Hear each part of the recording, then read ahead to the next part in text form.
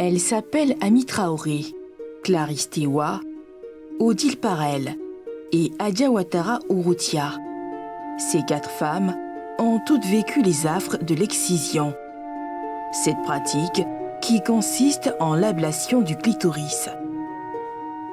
Et je sens la lame me trancher. Un petit bout de mon clitoris. J'entends dans ma chair là-bas.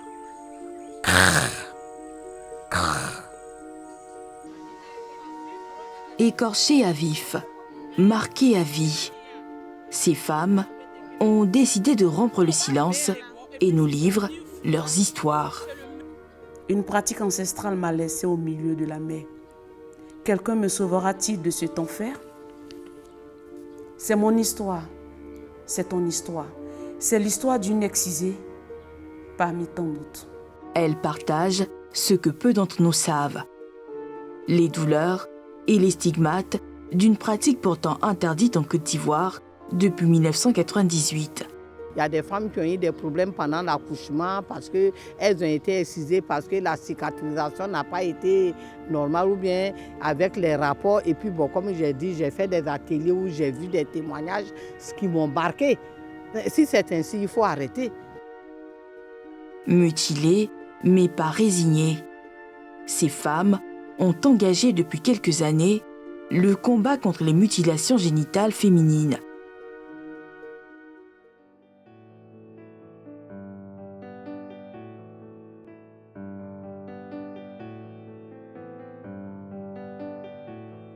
Être coquette n'est pas pour Clarisse une simple habitude de femme. Elle veut être un modèle de résilience pour toutes celles qui vivent comme elle, avec le souvenir douloureux de l'excision. En vacances scolaires à Fronan, chez sa grand-mère, Clarisse a vu ce monde s'effondrer.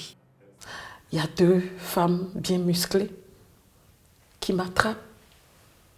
Elles vont avec moi. On m'écarte. Et je sens la lame me trancher. Un petit bout de mon clitoris. Et comme mes parents avaient l'habitude de parler notre dialecte avec nous, j'ai compris qu'elles ont dit non, on l'a mal coupé, on doit reprendre. Et j'ai dit maman au secours, j'appelais ma mère au secours, je ne la voyais pas. Je dis mais qu'est-ce que j'ai fait? À force de mordre les femmes, j'avais plus de force. Là on me tranche une 2e fois. Mais là encore c'est mal coupé. Et il y a la dame qui dit c'est bon, elle se débat trop. Faut la laisser. À 8 ans, l'excision la sort de son innocence sous le prétexte de faire d'elle une grande dame. On m'a mise avec les autres filles, le sang a fini de couler.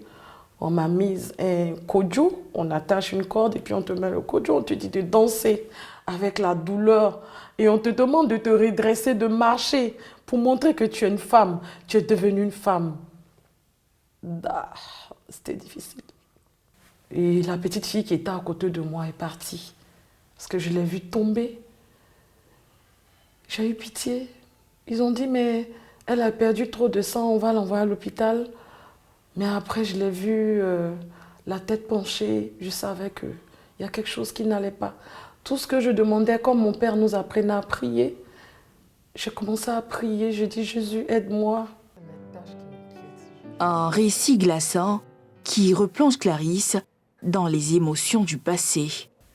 Je détestais ma grand-mère. J'ai commencé à détester mes parents ce jour-là, d'avoir accepté le fait que je suis allée en vacances seule avec ma grand-mère. J'ai menacé ma grand-mère. Je lui ai dit, là où tu as jeté mon clitoris, il faut que tu colles, sinon tu vas mourir. J'ai commencé à la menacer. Et ma grand-mère a dit, c'est quand tu vas grandir que tu vas comprendre. Tu as eu la chance que je n'ai pas eu le reste de tes sœurs. J'ai dit, tu n'auras personne d'autre à part moi. Grâce au soutien de son époux, il bénéficie d'une intervention chirurgicale pour la restauration du clitoris. Je me sens épanouie. Je marche avec assurance, avec confiance. C'est cet homme-là qui est venu comme un messie dans ma vie. Il m'a encouragée. il m'a aidé à remonter la pente. Quand je pleure, il dit non, tu ne dois pas pleurer. Tu dois rire parce que je suis là. On va surmonter ce problème ensemble. On va se lever, nous deux, contre le monde. Et on va réussir. Et tu vas aider les autres.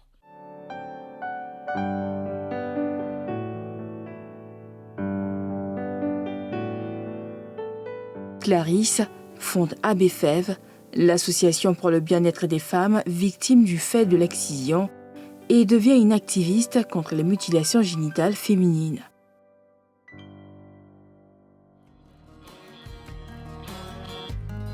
Elles sont venues les femmes avec un grand couteau. Elle a bien cru qu'elle allait y laisser sa peau.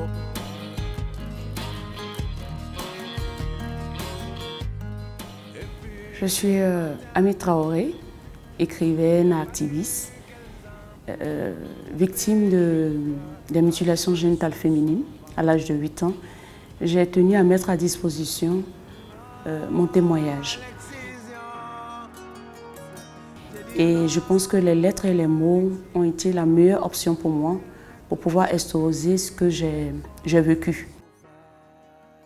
Et pour ma part, je pense que ma grande force, c'est comment transformer ce traumatisme en une force pour aller de l'avant. De son histoire, Ami Traoré, la native de Bouaké, a tiré toute son inspiration romanesque. Couteau brûlant, son roman brise le silence qui enveloppe la douleur de ces millions de filles excisées. On est juste en train d'absorber cette douleur. Parce que n'oubliez pas qu'il ne faut pas pleurer. Au-delà de l'arme de couteau, il faut montrer ce courage. Il faut être fier. Je vous ai parlé de la griotte, qui doivent célébrer ton nom, qui vont chanter. Donc, en ce moment-là, on ferme juste les yeux. Et on se laisse propulser dans la douleur. Parce qu'on pense que c'est quelque chose de bien. Seule personnalité ivoirienne à recevoir le prix franco-allemand des droits de l'homme et de l'état de droit en 2018 et prix de la femme inspirante 2024 du mouvement mondial des femmes leaders panafricaines, Ami Traoré dévoile les implications sociologiques de l'excision. Chez d'autres, on te dira que de la petite fille que je suis, je deviens la femme dont acte au mariage.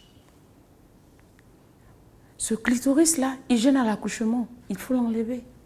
Ce clitoris-là, il dégage des odeurs. Ce clitoris-là, mais on ne nous dit pas tout. Parce que derrière aussi, il y a les hommes qui veulent marier forcément des femmes excisées. On sait ce qu'est le symbole du mariage dans notre communauté. Donc, au nom de ce mariage, je me fais exciser. C'est une convention sociale qui a été instaurée dans la communauté. Donc, qui suis-je pour dire que je ne rentre pas dans ces codes? Aucun mot ne pourra jamais exprimer la violence de ce que je ressentis en ce moment précis. Au-delà de leurs cicatrices, ces femmes doivent guérir de leurs blessures intérieures.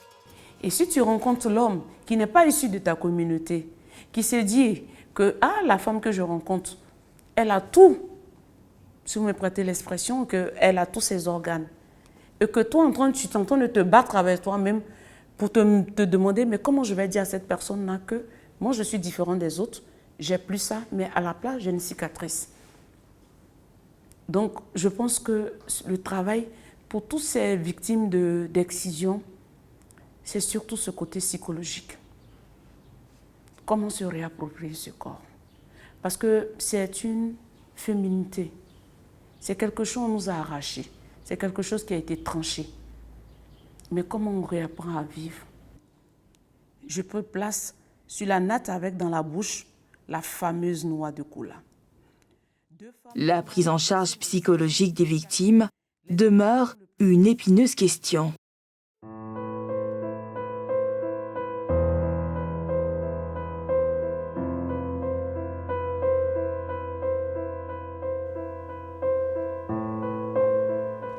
Nous retrouvons Clarisse au jardin botanique de Bingerville. La présidente de l'ONG Abbé Fève organise régulièrement des séances d'écoute avec des excisés et les restaurer. Coucou, bonjour les filles. Tac. On dit quoi, mes bébés? Ça va? Des femmes dont vous ne verrez pas les visages pour des questions de confidentialité. Si moi je n'en avais pas parlé, toi tu n'allais pas découvrir cet état-là de choses-là. Pourquoi est-ce que tu n'arrives pas à parler de ça? Un mal qui empoisonne la vie de couple de cette dame. Alors, à un moment donné, j'ai pris le courage de lui dire ce que je ressentais et mon état. Il m'a dit qu'il savait, voilà, que cela ne lui causait pas problème. Mais apparemment, ce n'est pas ce que je constate. Voilà. Je le sens distant, très méfiant. Et me donne aucune raison. Il me dit c'est le travail, c'est le stress. Ne pleure pas. La première des choses, c'est de discuter avec lui. N'arrête pas la relation parce que tu dois l'arrêter. Les hommes aussi vivent ce problème-là avec nous. Hein. Ils se sentent pas bien. Ils sont distants. Ils sont eux-mêmes frustrés parce que ce n'est pas l'émotion totale au lit. À 30 ans, cette jeune dame est encore vierge. Aujourd'hui, j'ai voulu qu'on sorte de ce cadre-là, de la salle. On est venu dans un lieu où il y a la nature pour que tu me parles. Les séquelles de sa mutilation sont importantes. J'ai cherché les différents types de sexe qui ont été excisés. Et quand je trouve, et puis je vais ici, je confronte avec ce que moi j'ai. Je vois qu'il n'y a aucun de ces sexes-là qui ressemble au tien, à mon sexe. Un sexe normal aussi, ça ne ressemble pas à mon sexe, donc je ne sais pas. Pendant son excision, sa mère et sa grand-mère lui ont fait couper les petites et les grandes lèvres. Moi, je ne sais pas si un jour dans ma vie, je vais être avec quelqu'un ou bien si je vais avoir au moins un enfant parce que je ne suis pas comme les autres femmes. C'est là où on est parti chez ma grand-mère. Elle a dit que non, en réalité, ils ont coupé, je ne sais pas quoi. Elles ont expliqué, elles m'ont dit de revenir, qu'ils allaient refaire l'excision. C'est là que je dis, si ils ont fait ça, que je juste tout ce que je cherche dans ma vie. Je vais les mettre en prison. Et puis, je suis quittée là, je suis venue à la monnaie. Juste alors, jusqu'à aujourd'hui, je ne vais ni chez les gynécologues, je vais nulle part où quelqu'un d'autre à part moi va avoir mon sexe. C'est pas possible. Seigneur, apaise le cœur de tes filles et donne-leur la force de surmonter tous ces problèmes-là, comme moi j'ai réussi à les surmonter.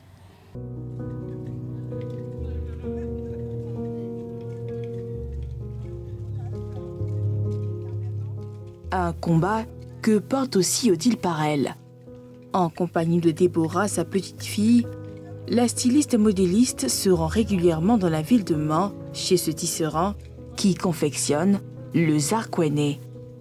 Bonjour Leblanc. Oui, bonjour. Ça va? Oui, ça va. Cet originaire de Logualé veut déconstruire le mythe de cette étoffe qui habillait les femmes excisées dans sa région. Aujourd'hui, on n'a pas besoin d'exciser les femmes pour porter ce paille, ce beau paille. Est-ce qu'on peut faire les sheets, des roches? On peut faire tout avec ce tissu. On peut faire des nappes, on peut faire, je t'avais dit au village, j'avais fait dans le temps des cravates, j'avais fait des casquettes, on peut faire des couvertures de lit. Longtemps blottie dans sa douleur physique et intérieure, Odile Parel refait le chemin de cette expérience poignante. Ils nous ont emmenés en brousse, ils nous ont couverts d'un gros drap. Et puis, ils sont venus, ils prennent la plus grande. Ses souvenirs se ravivent dans cette brousse de son village, identique à celle de Béoumi où elle a été mutilée. Il y a une qui a pris une jambe, l'autre une jambe, et puis ils ont pris les deux bras pour ne pas que je bouge. Et puis j'entends dans ma chair là-bas,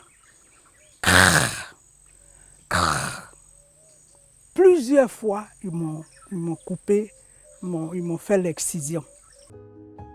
Odile garde un profond traumatisme de cet événement douloureux. Moi, je n'aimais pas mon corps. J'ai beaucoup souffert de ça. Quand je trouvais quelqu'un comme ça, un homme, j'avais honte de me déshabiller. J'avais honte de lui.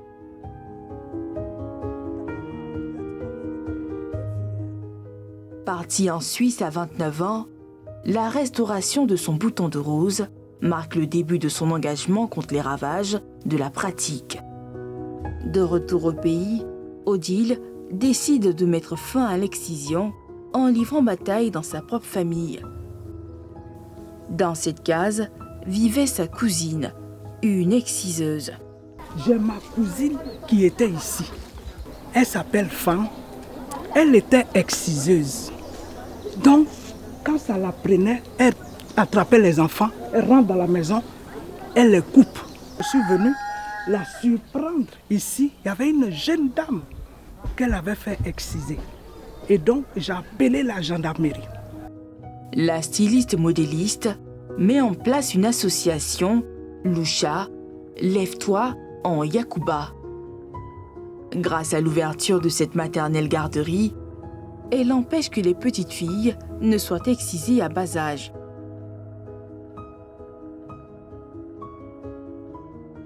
Si les enfants ils viennent à l'école, à la maternelle, tout petits, nous, on pourra veiller sur eux. Et comme ça, celui qui va faire exciser son enfant, là, nous, on va savoir ça. Voilà, c'est pour ça qu'on veut passer par l'éducation pour sensibiliser, pour que les enfants, on ne puisse pas exciser les petites filles. Un combat pour lequel elle ne bénéficie pas du soutien des cadres. Le paradoxe d'une région où le taux de prévalence des mutilations génitales est de 57%. Quand j'étais même à Mans, pour prendre une maison, pour aller faire de cette maison mon siège, je suis allé voir le fils d'un grand à Mans. Il m'a dit, ma sœur, si c'était pour autre chose, il n'y avait pas de problème. J'ai plein de maisons, mais je ne peux pas te donner ma maison. Parce que moi, j'ai des ambitions politiques. Et quand je vais te mettre dans ma maison, là, nos parents, là, ils vont venir me voir et pour me menacer.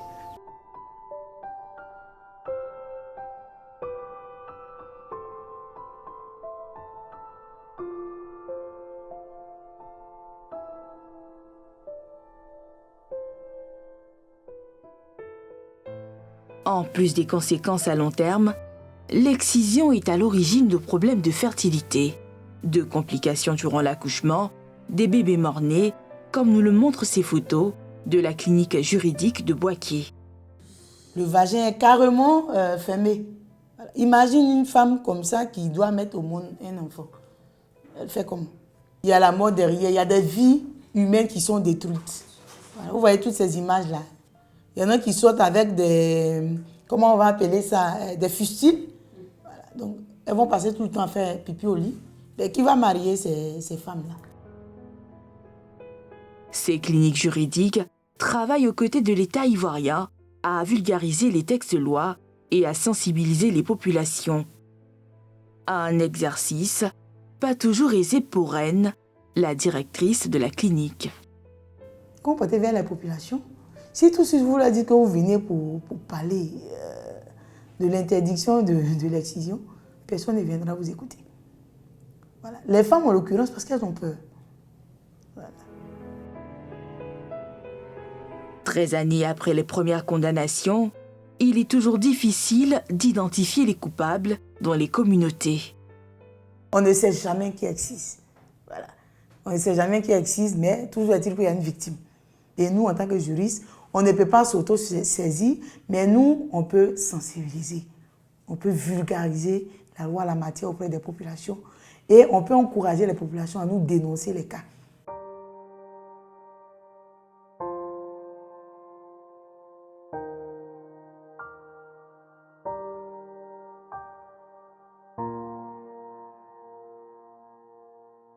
Face aux difficultés à faire appliquer la loi sur les MGF, il reste aussi cette éternelle question. Pourquoi? Pourquoi les populations continuent d'accepter l'inacceptable?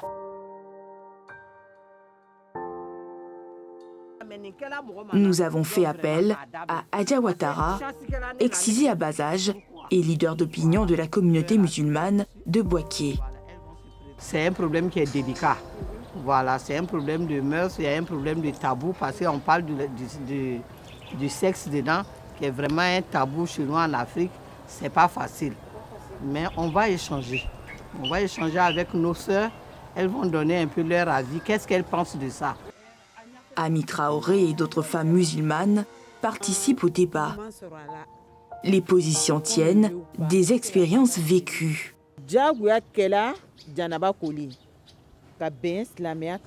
Elle a d'abord parlé du côté religieux qui s'est permis en islam, mais c'est la façon de faire qui a le problème.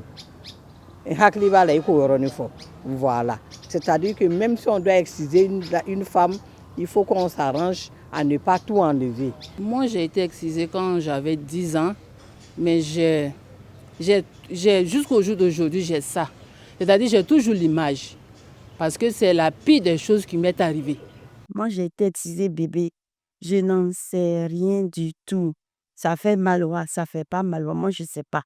Moi, je ne suis pas contre l'excision, mais moi, mes enfants ne sont pas excisés. Il y a l'engrenage culturel et coutumier face auquel les victimes se sentent impuissantes. Les gens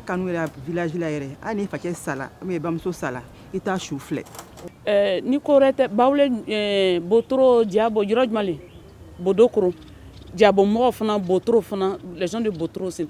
Elle dit parce que si tu n'as pas été excisé, tu ne peux pas accompagner le corps de tes parents. S'ils décèdent, tu ne peux pas. Et il y a des danses.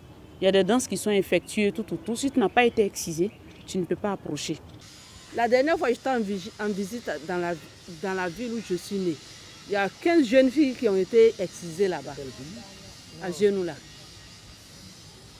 C'est ça que ces gens-là, chez eux, une femme qui n'est pas excisée, c'est une insulte. Et je suis née d'une mère à Caen. Elle aussi dans leur village, une femme qui n'est pas excisée, c'est une insulte. Ami Traoré partage avec l'Assemblée des clichés qui dévoilent des histoires intimes. C'est révoltant. Quand on voit les images, pour celles qui ont connu les conséquences néfastes, c'est révoltant. Donc quand on rentre dans ce domaine et on dit d'arrêter, on mène le combat d'arrêter. C'est en fonction des échanges qu'on pourra adapter la meilleure stratégie. Parce que le projet que nous on vient, quand tu viens dans la communauté, tu dis à la communauté, oui, il faut laisser. Mais quand tu t'en vas, il faut que la population s'approprie ce projet-là. Mais s'ils sentent que tu es venu les imposer, ils vont juste écouter. Quand tu vas partir, il y a des choses qui vont continuer. Si l'excision fait mal, la restauration du clitoris coûte aussi très cher. Même la chirurgie réparatrice dont on parle, c'est 300 000, c'est 600 000. J'ai demandé à nos mamans, si aujourd'hui on donne 600 000 francs à nos mamans, vous pensez que c'est la chirurgie réparatrice? Elle va encore penser à ses enfants, elle va encore penser à la famille. Donc, aujourd'hui, tout ce que nous faisons, c'est de faire prendre conscience à nos mamans que c'est vrai, il y a eu avant, il y a eu un après. Un discours tranchant qui fait ses preuves.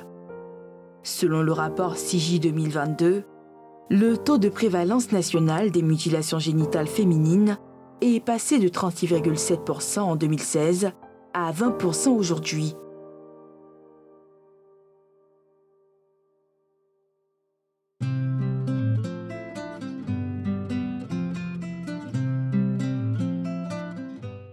Ces résultats sont aussi le fait de personnalités religieuses de premier plan, comme l'imam Cissé Djigiba, que nous avons rencontré à ses bureaux d'Abidjan.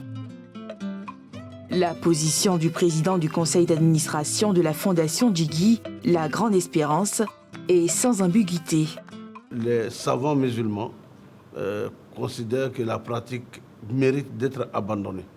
Parce que lorsqu'on se réfère aux gynécologues, obstétriciens et aux médecins, ils nous disent entièrement que l'excision n'apporte aucune valeur ajoutée à la constitution physiologique de la femme. Les conséquences obstétricales, les conséquences sur la santé maternelle et infantile sont très très nombreuses. Même pour cet érudit, le combat contre les MGF n'est pas de tout repos. J'ai connu des cas de stigmatisation, d'interrogation et je dirais même d'inquisition, n'est-ce pas, de la part de ceux qui sont attachés à cette tradition. Et même aussi de certains religieux musulmans qui m'ont interpellé pour dire mais la pratique n'est pas interdite. Moi, j'ai écouté les professionnels de la santé et j'en ai tiré des conclusions pas hâtives. Celui qui a vu le lion et celui qui ne l'a pas vu n'ont pas la même manière de courir. Et moi, j'ai vu des filles mourir. En attendant de disposer de statistiques qui permettent d'évaluer l'étendue du mal, les mutilés entrevoient des jours meilleurs.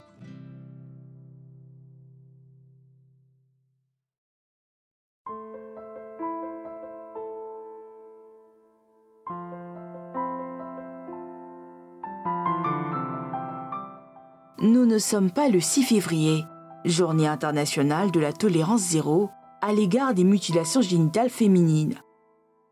Mais l'ONG Abbé Fève veut donner un signal fort à travers cette opération de don de sang.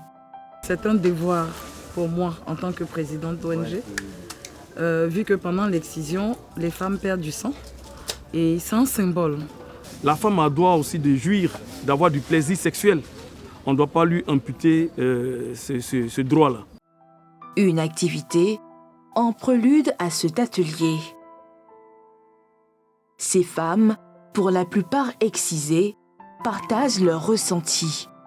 Sincèrement, nous, on est excisés là. C'est fatigant. C'est fatigant. Parce que même là, quand le monsieur même t'approche comme ça, tu as tous les problèmes. Moi, je suis là, j'ai un rival. Quand mon mari vient comme ça, mes 3 jours là, je me débrouille, il n'a qu'à faire un. S'il a fait un là, c'est fini. Hein. Il dit, pardon, il faut partir. Parce qu'il n'y a pas plaisir. Ça me fait mal, ça me fait très mal qu'aujourd'hui je suis comme ça. Parce que si je savais dès le début, là, même je n'allais pas accepter. Parce qu'aujourd'hui, là, quand tu n'as pas ça là, parmi les femmes, là, c'est comme tu n'es pas femme. Tu n'es rien même devant ton homme. Je n'ai jamais senti de amour qu'on dit amour, blanc, moi je mis. Tout ça là, je n'ai jamais senti. T'as vu, non? Elles viennent surtout apprendre à connaître leur corps. Et pour celles qui le souhaitent, envisager la restauration. Le but de cette causerie-là, c'est de permettre à ces femmes-là, introverties, de s'ouvrir de plus en plus. Le but de cette causerie-là, c'est de permettre à ces femmes-là de comprendre et de connaître leur corps. Le but de cette causerie-là, c'est de pouvoir aider à aller de l'avant.